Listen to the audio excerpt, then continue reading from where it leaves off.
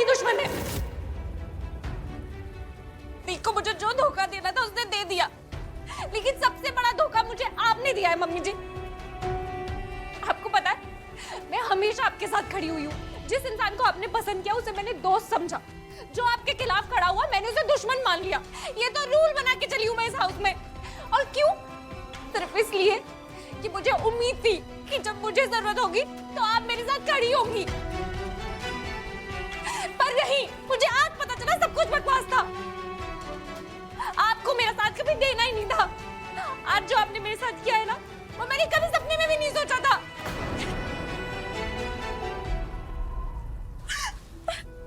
तुमने जो कहना था कह दिया। ऐसा होगा वैसा होगा, कुछ ऐसा ही सोचती रहती हो ना तुम, और होता कुछ नहीं। कई बार ऐसा हुआ है बुआ जी कि आपका असली चेहरा राघव के सामने आने ही वाला था, पर आपने हमेशा अपनी चालाकी से खुद को बचा लिया। पर आपको क्या लगता है, आपकी किस्मत हमेशा आपका साथ देगी? न पहले हुआ है न अब होगा, क्योंकि मुझे पूरा विश्वास है राघव के दिल में जो मेरे लिए अंधा प्यार और भरोसा है ना, वो किसी भी वजह से रत्ती भर भी कम नहीं होगा। ये आपकी गलतफहमी है, क्योंकि ऐसा तो कई बार हुआ है। कब? मुझे लगता है अपने और राघव की जान बचाने की चिंता में तुम अपनी याददाश्त खो रही हो, क्योंकि मुझे तो याद नहीं पड़ता कि ऐसा कब हुआ। न तब जब नीता को छत से धक्का देने का इल्जाम तुमने मुझ पर लगाया, और न ही तब जब तुमने यह साबित करने की कोशिश की कि मैं तुम्हारे पिता की मौत की जिम्मेदार हूं। मेरे पापा को मरवाने वाली आपकी बुआ जी है। और न ही तब जब मैंने और वीरेन ने अनमोल की बॉडी को गायब कर दिया और सारा इल्जाम राघव पर डालने की कोशिश की। और ना ही तब जब तुमने राघव को यह साबित करने की कोशिश की कि मैं उसके जायदाद को हड़पने की साजिश कर रही हूँ। वसीयत के पेपर्स रेडी हैं, और जैसे ही राघव उन पे साइन करेंगे उसके बाद आप दोनों मिलकर उन्हें रास्ते से हटा देंगे। जबकि तुम हर बार सही थी, वो सब मैंने किया। मैं इन सब बातों की गुनहगार हूँ, और ये सारी बातें, सारी चालें मैंने तुम्हें पहले से ही बता दी थी। लेकिन जब तुमने राघव को ये सब बताया तो कुछ हुआ? कुछ नहीं हुआ। क्या मुझे मेरे पापों, मेरे गुनाहों की सजा मिली? नहीं मिली। ना तब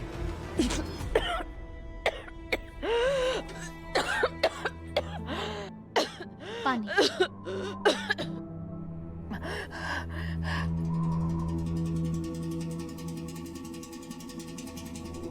थैंक यू।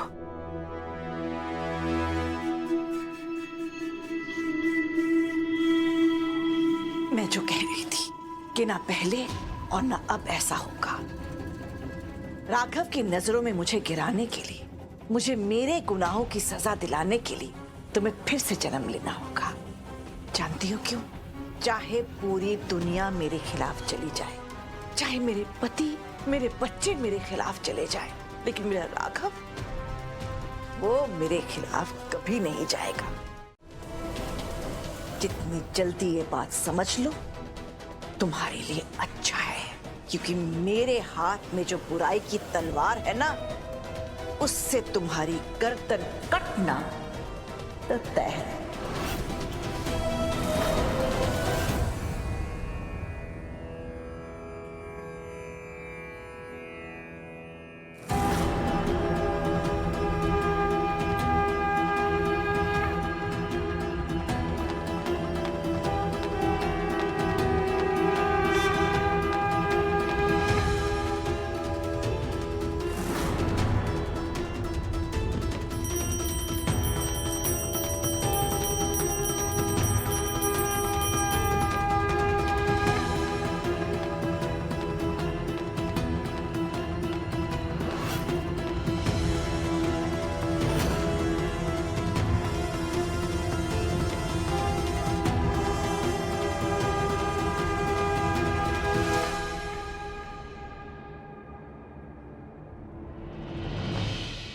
माना तलवार की तेज धार के आगे गर्दन की कोई हैसियत नहीं होती, लेकिन अगर गर्दन बगावत करने पे आ जाए तो तलवार की कोई खैर नहीं होती। बुराई के आगे सच्चाई की जीत की कहानियां हम पहले से सुनते हैं, और वो पहले भी सच्ची थी और आज भी सच्ची है। युग चाहे जो भी हो, अंत में जीत अच्छाई की ही होगी और बुराई की होगी हार। मैं सौगंध खाती हूँ गणपति जी की कि इस गणेश चतुर्थी गणपति विसर्जन से पहले आपका असली चेहरा सबके सामने लेके आऊंगी।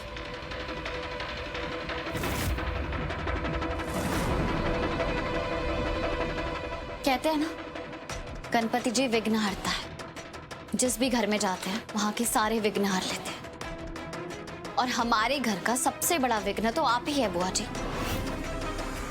इसलिए इस बार आपको भी जाना होगा। गणपति विसर्जन के साथ आपकी बुराई का भी विनाश होगा।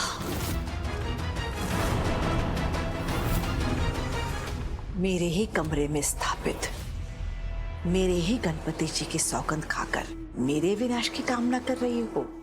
अपने कमरे में गणपति जी स्थापित कर लेने से आप गणपति जी के मन में स्थापित नहीं हो जाएगी बुआ जी। गणपति जी सिर्फ उन्हीं भक्त की रक्षा करते हैं, उन्हीं भक्त का साथ देते हैं जो छल और कपट से कोसों दूर हो, जिनका मन साफ और निश्चल हो। और आप मुझे वो भक्त नहीं लगते, इसलिए अब आप देखिएगा कि बप्पा कैसे आपकी बुराई का अंत करने में